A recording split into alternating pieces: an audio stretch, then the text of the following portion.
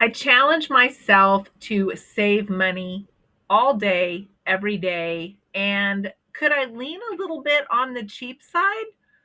Probably. People might say I'm cheap, but I'm cheap so I can be generous in other ways. And I'm going to share with you some of the ways that I save money that maybe a lot of people wouldn't bother. I hope you'll stick around.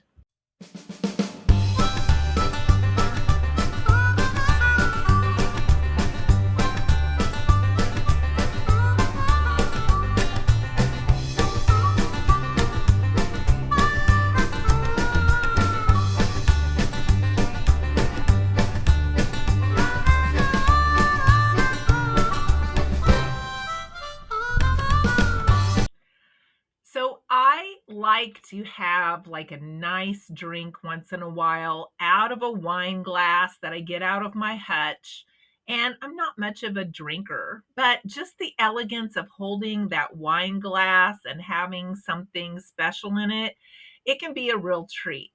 So wine is really expensive. And when you buy those bottles, what is there, like maybe three full glasses in there? Hardly anything. So I watch for this sparkling juice to go on clearance. It does a lot of times. Look at this one. I picked it up for 99 cents. And I pick these up and I save them for around the holidays. And then all of us can have a fancy drink out of a wine glass. Or sometimes I crack them open in the middle of the year after I've chilled them and I enjoy it and just kind of pretend that I have a glass of wine. Another thing that I will do is I'll buy like maybe some cranberry juice off of the shelf, keep it in the fridge. I buy the kind with no sugar. And then I will put a little bit of that in there and add some sugar free tonic water to that and make it fizzy with that cranberry taste. And I'll drink it again out of that wine glass. And it's such a treat. And these are usually $1 or less. So when I do that, I can have a really frugal special drink without spending the cost of wine. Also, once in a while, I will treat myself to these sparkling ice types of drinks. I think, is it bubbly or something like that, also has that type of drink. And sometimes you can get these on sale with a rebate, with a coupon, making them sometimes like 39 cents. This week, the other brand was on sale at Dillon's, 89 cents with a 50-cent coupon, making them 39 cents. They didn't have the flavor I wanted, so I went ahead and picked this one up for $1. But again, I just use a little tiny bit of this in a glass and add some tonic water. And it gives me something special to drink, and I can feel elegant and fancy and relaxed and really take myself up a level just here in my own home. Let me know if you do any things like this where you kind of pretend or feel that fancy feeling without spending hardly any money. In my family, sometimes we use things for generations, something that somebody else might just replace because there's something newer, something better. But sometimes these things that we use for generations, they have sentimental value, even though they're just not worth hardly anything and they wouldn't cost that much to replace. One of those things is my brother's cane. He gave this to me probably a year or so before he passed away. I use it regularly now, but every time I would take it out, it looked so beat up that I was kind of embarrassed.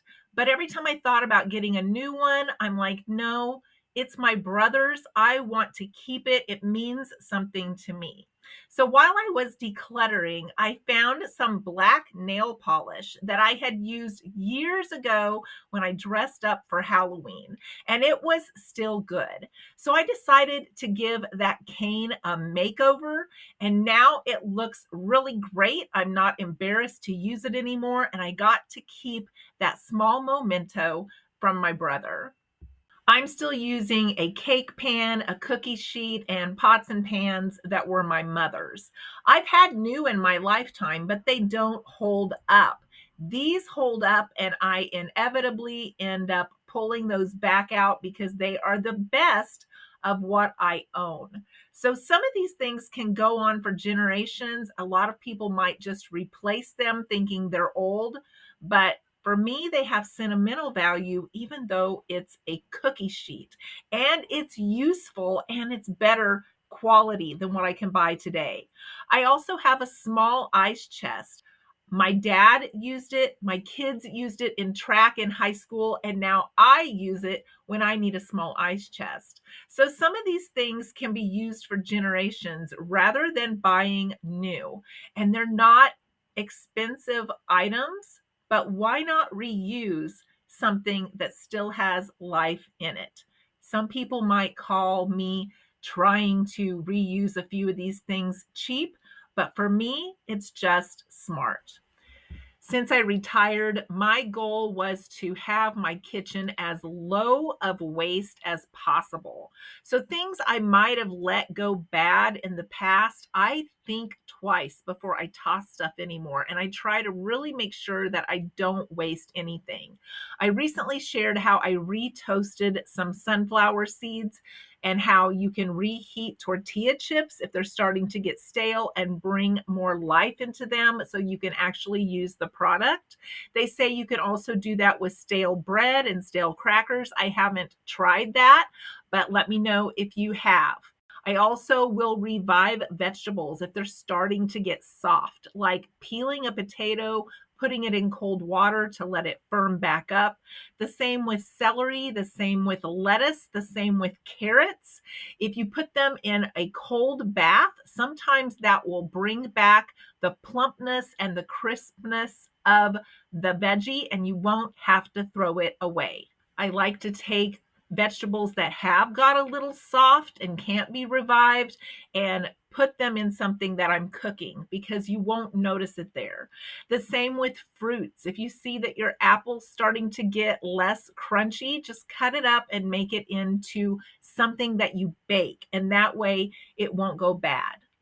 If your brown sugar gets hard, I like to slice a piece of apple and put in my brown sugar, and that will make it soft again. Some people use bread for that, but since we're gluten free and our bread that's gluten free is not super soft, I prefer to use an apple slice. Now, you'll only want to leave it in there about 24 hours, but it will bring that brown sugar back to life. Taking a jar of honey and sitting it in a hot water bath will revive your honey that has started to get hard. And if I happen to over season something, I will usually just add more vegetables or more water and try to fix it rather than throwing it out. Even if I have dried rice, I will add extra water to it. And then once you have added water to it and maybe cooked it a little bit longer, you can bring it back as well. So I haven't been 100% at not wasting things in my kitchen, but I would say I'm about 98%, which is so much better than it used to be. We believe in using our leftovers in this family. My husband will take them for work every day, usually until they're gone. His phrase is, I don't get tired of eating the same thing every day. And I'm so thankful for that because very little goes to waste that way. He usually uses everything that is left over. But I also believe in taking leftovers and mixing them into the next meal and making something out of them that is totally different. There are so many options for doing that if we just get a little creative with our leftovers. And even if you have some leftover veggies and say they're kind of mushy and you're like, what am I going to do with this? It's not very much. Throw them together, and the next time you need to thicken a soup or add something to a casserole or even to a sauce, you can blend them up and mix them in and get 100% usage of those, and no one will ever know. So now we're going to get into some of the things that I do all day, every day, that a lot of people might think is a waste of time or really cheap. but it saves us money. It keeps me from having to go back to work because every dollar I save is a dollar I don't have to earn.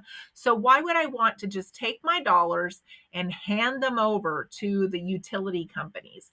I don't want to do that. I don't want to do that for the convenience of leaving things plugged in. So I plug in my laptop, I let it get to a full charge, and I unplug it. And then I use the battery until it tells me my battery is low, and then I plug it back in. This is actually good for your battery on your laptop. It makes your battery stronger. I learned that in the last job that I was in from the IT people. So I do this regularly. I plug in the charger on my phone, charge up my phone, unplug my charger, use my phone until it is almost ready to die before I charge it again. I keep my microwave unplugged, my coffee pot, my toaster oven, our TV, our Roku box. Everything is unplugged, but like the refrigerator and the deep freeze and our sleep number bed that's an air mattress and my husband's CPAP machine for its settings, unless it needs to be plugged in for a specific reason, I'm unplugging and plugging all day long, and it keeps our electric bill low. So for me, it is worth it. Sometimes when we get into this way of thinking, we realize that maybe we are being a little cheap because I will go to other people's houses and I see all these things plugged in. And I'm like, wow, they're paying for all this stuff to be plugged in all the time and they're not using it. And then I think, I used to be that way before I realized how much money it saved me. And it made such a difference between me having to work to pay a bigger electric bill and me just taking some time to plug and unplug all day long. So let me know, do you think that is worth it? Because for me, it's worth it. Since I'm home all the time, I try to do whatever I can to keep our costs low. It has been being in the upper 90s and the 100s. It's been really, really hot. But I challenge myself not to turn on the air conditioning.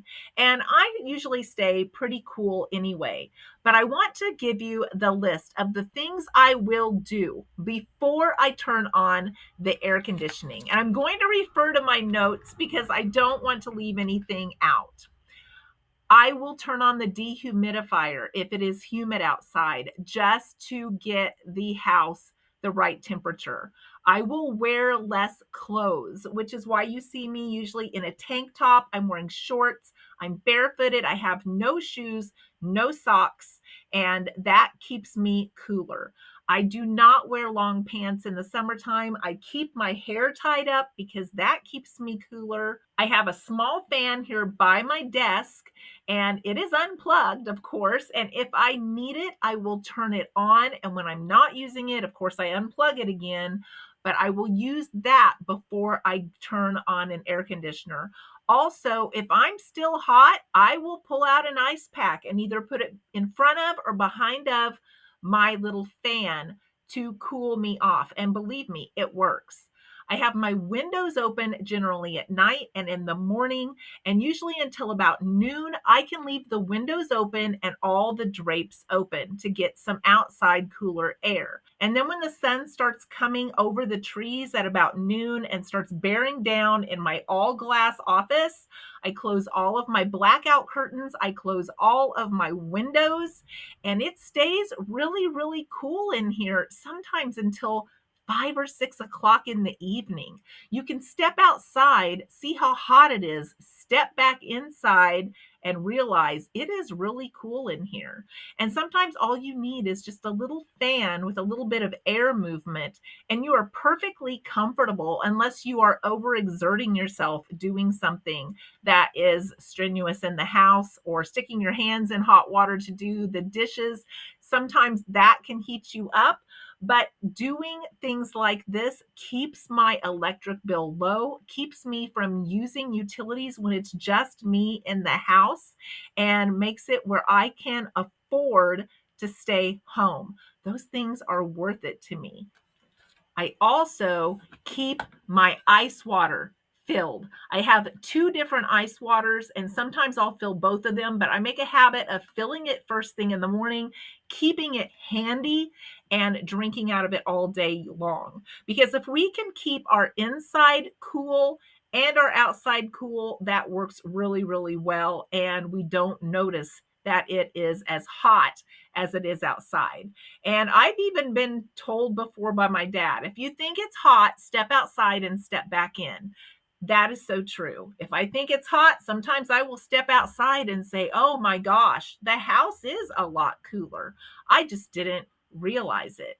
So, those are some of the lengths I will go before I turn on the air. And in the winter, it's the same. And we'll probably talk about that again come wintertime.